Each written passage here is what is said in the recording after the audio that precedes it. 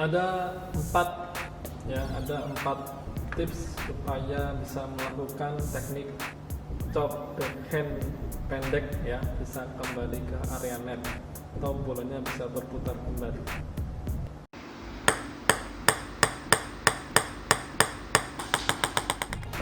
Cara yang pertama yaitu kuasai pegangan terhadap bat ya, kuasai grip pegangan pada bat.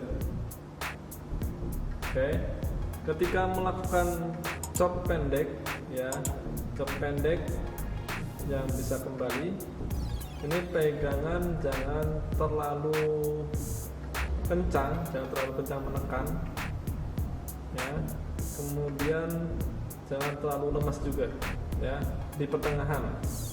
Usahakan pegangannya kencang tapi tidak terlalu kencang sekali ya, cukup sedikit kencang saja. Oke,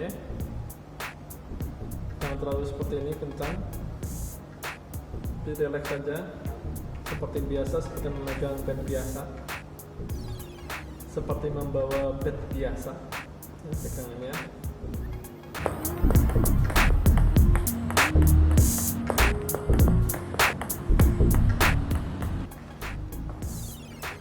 Untuk tahap yang kedua, ambil bola tersebut atau sentuh bola tersebut ketika bola setelah memantul di meja, kemudian proses naik ya, mantul dan naik, tetapi bolanya belum pada titik tertinggi pantulannya. Jadi ketika bola mantul naik belum sampai titik tertinggi, harus segera didekati. Bisa melangkahkan kaki ke depan, didekati bolanya ya. Ketika bola setelah memantul dari meja langsung dekati. Oke, bolanya tidak di titik tertinggi tapi di antara titik tertinggi dengan titik pantulan. Misalnya sini titik tertinggi, sini meja ini tangan kanan saya meja, akan ada di tengahnya. Akan saya tambahkan penjelasannya dengan berupa gambar dan video slow motion.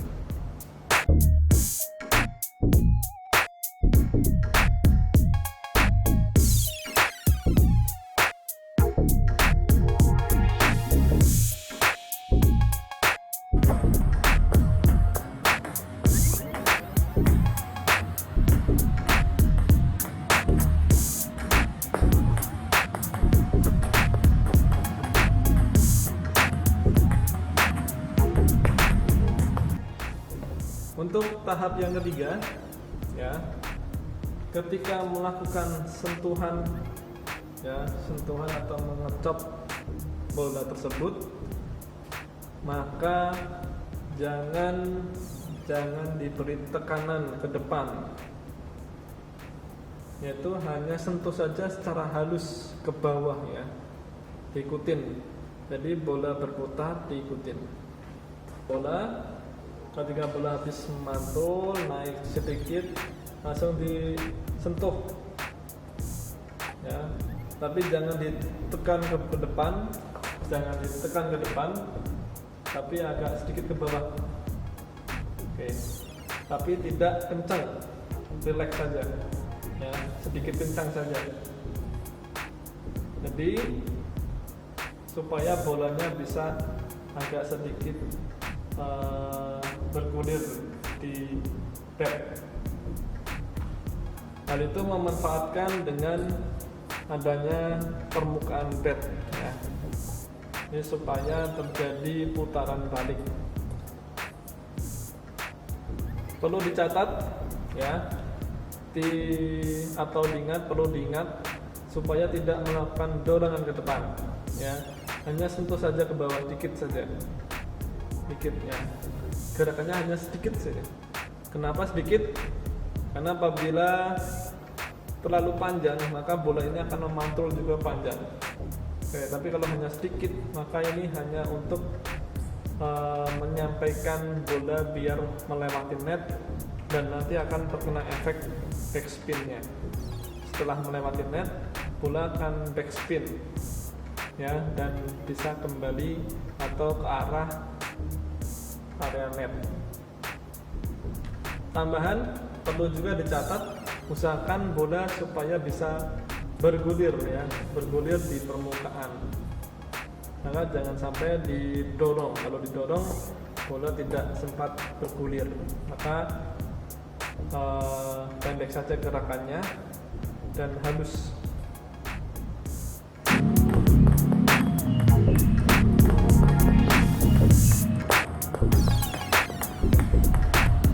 Untuk yang keempat, tips berikutnya yaitu pada diri sendiri harus ada jangan sampai merasa nervous ya, jangan atau tegang.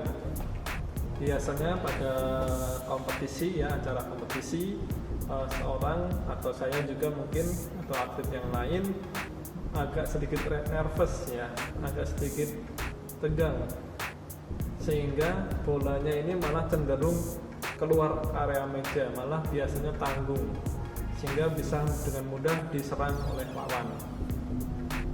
Maka tenang saja ya, bisa mengambil nafas secara perlahan, terus bisa membuat visualisasi seperti layaknya berlatih biasa.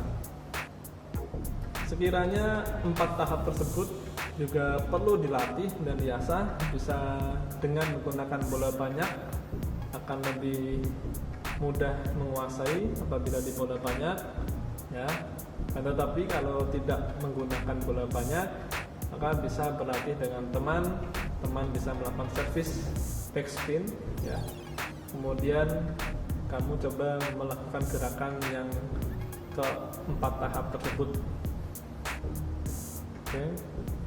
Selamat mencoba ya, selamat mencoba di rumah atau di tempat latihan atau di rumah yang ada meja tenis mejanya, di tempat latihan atau di mana saja yang tempat tenis meja ya. Semoga teman-teman bisa dengan mudah menguasai dengan saya sharing tentang pengalaman saja.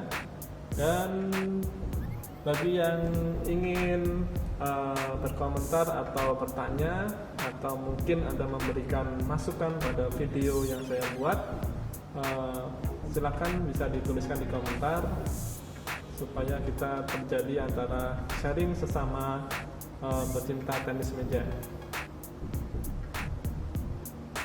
Terima kasih dan jangan lupa untuk subscribe, like, dan share serta nyalakan loncengnya.